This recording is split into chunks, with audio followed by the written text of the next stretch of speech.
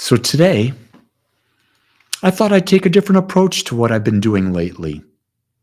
And I thought I would talk about the six greatest discoveries of humankind. And while you may say, oh, that's got to be the wheel. Well, no, it's not going to be the wheel. It's going to be something much greater than that. And so we're going to play with that. We're going to go into that. We're going to just love on that and know that it's all perfect. So, from the perspective that I've come to understand, of the six greatest discoveries of humankind, number one is that we can think. That's a phenomenal discovery, that you have the ability to process thoughts. You have the ability to analyze. You have the ability to focus. You have the ability to create within your mind. So the first thing is, when you become aware that you can think, there's not a greater discovery, because I don't think my dog, my little puppy Bailey, has any concept that she's thinking. Everything is instinctual. And I think that's where most animals and other types of beings are, other than humans, is we have discovered that we have the ability to think.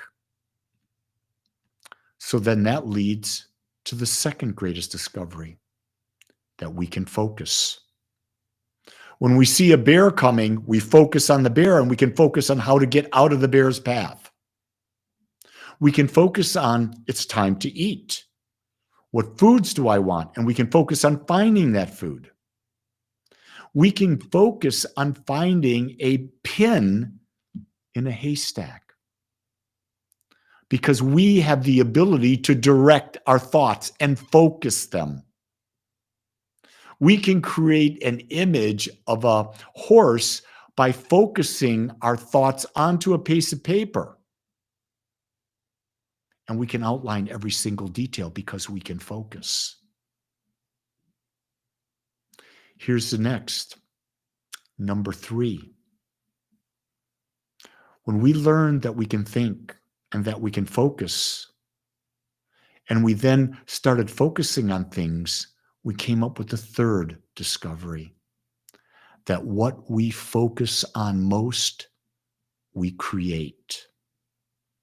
In other words, what we focus on most becomes a belief. It's where our thoughts, our words, our actions, and our feelings are aligned toward a directed result that we're choosing. We do it persistently and consistently, consciously and unconsciously. That's a true belief. And what I've come to understand is that almost all of my beliefs, once created, are buried in my subconscious mind. I don't even know I have them. But here's what I do know, is they're creating my life. And I've tested it. I've proven to myself that where I focus and I hold a belief, I build a belief, I create that experience in my life. The fourth great discovery of humankind is that we're not limited by our past thoughts. We can think new thoughts, and when we think new thoughts, we create new beliefs. When we create new beliefs, we create new life experiences. And this is where I think humanity struggles.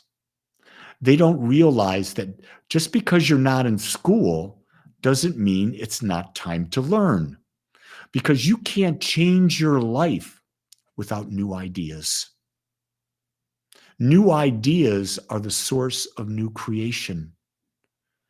So it's like I tell people, get new ideas.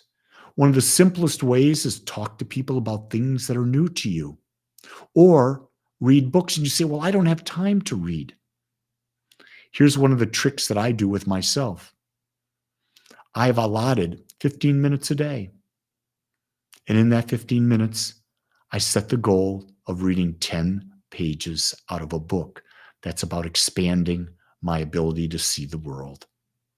And if you can read 10 pages a day over a year, it's probably about 15 books. And all of that new information becomes available to you. And from that new information, you're able to sift through it and see what of that information will serve me in creating my most magnificent life. But you see, without new information, nothing changes.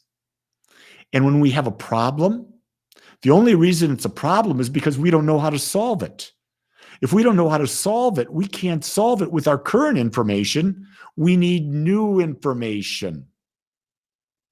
So if you're having a problem with all of the data that's available to us, all the information available to us on the web alone, go on YouTube, go on Google, go on ChatGPT. Ask a question, get new information, and then filter that information through you. You see, that leads to the fifth great discovery, that we create our own experience. We truly come to understand that the perspective, the filter through which we look at life creates our experience. It's not what happens to us. It's how we see it. Some people get a brand new puppy and they're focused on that puppy's biting me. I got to get up. I got to take it outside. Oh my God, the thing's wild. It's got the yimmies. I focus on the joy, the love, the beauty. My puppy loves to see new things, experiment with new things, and I'm there to go on that ride. And I love that journey. Think about it. When are you most happy? When you're doing something new. What are you most afraid of? Doing something new. Because I guess we've been numbed to the idea of being comfortable. We're not meant to be comfortable. We're meant to expand. We're meant to grow. And in order to expand and grow, we've got to move into the unknown. And because we've got that desire, we're willing to think new thoughts and follow it with actions. And by God, it just proves itself. We create. Once we get that, then we understand the sixth discovery, and that we are 100% responsible for our life experience. We're not responsible for what happens to us because we live in a world with 8 billion people, with animals, insects, weather, you name it, the infinite number of possibilities. We're not responsible, but for whatever happens to us, we are responsible for how we see it, the perspective we look at it. So I don't know about you, but look at when you lose a job. My last job I lost in 2004. I thought it was horrific I lost my job. But then I looked at it differently. And it was right then that I started getting a master's degree in consciousness studies. It was then that I spent the next 3 years getting that degree and become a licensed religious science minister. It was the single best thing that ever happened to me when I look at it, because I had a choice as to how I dealt with it. And I thought when I lost a job, I'll just continue. I'll get this education, but I'll continue. And so for the next 2 years, I was flying all over the country, going to companies, interviewing for jobs. And I can remember so well coming back from an interview in Reno, Nevada, and I was on the plane, and I said to Lee, "What the heck are you doing? You no longer want to be in the corporate world. You don't want to have that pressure. You don't want to do that work. That's not what juices you. You want to teach. You want to connect with people. You want to become more aware." And then I realized the gift of losing my job and that I was responsible for it, because if I hadn't lost that job, I wouldn't have gone and got my education. I wouldn't have had the time and the energy. But instead, here I am, 19 years later, talking to you about what I love most. So think about it from your perspective. The 6 greatest discoveries of humankind. You know you can think. So you've got that. And you know that you can consciously think and unconsciously think. You know that you can focus your thoughts without any doubt. You know that. You know that what you focus on, if you start to evaluate your life, you know what you focus on, you create. You know that you're not limited by your past. Your past is just an experience. It doesn't exist in the now. The past is where you learn lessons to move forward to a greater experience of life. You know then if you can focus and you create and you're not limited by your past, you know you are the creator of your experience.